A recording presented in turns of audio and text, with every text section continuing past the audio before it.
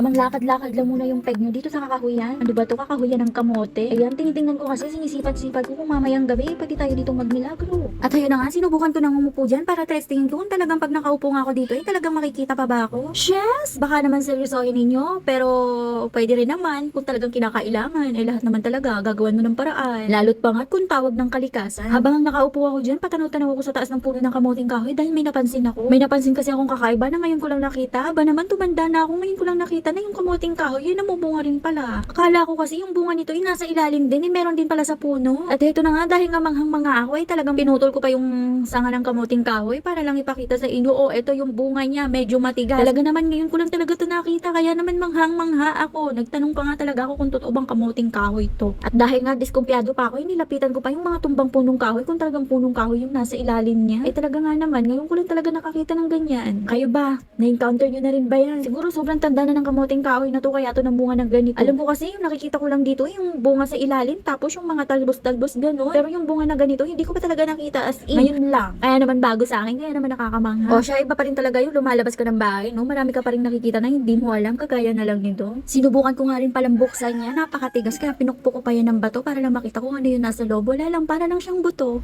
So sobrang curious ko nga, nakalimutan ko at hindi ko na rin pala naalala na tumulong mag-set up ng tent namin.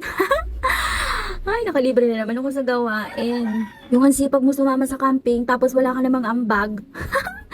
Ay nako, ang sarap mong itapon, girl. Sorry naman, na-enjoy ko lang yung paligid. Ang dami kasing puno, ang daming kulay green. Hindi ko ba mamamangha niyan? Sobrang ganda ng paligid. At heto pa nga, taas ng sikat ng araw, tinatawag pa ata ako at bumubulong-bulong pa. Magbago ka na. Magbago ka na. Hala siya, ang bait-bait ko kayo. O siya, tutulong na nga muna ako mag-setup. Baka mamaya wala akong matulugan matulog ako dito sa ilalim ng puno ng mangga.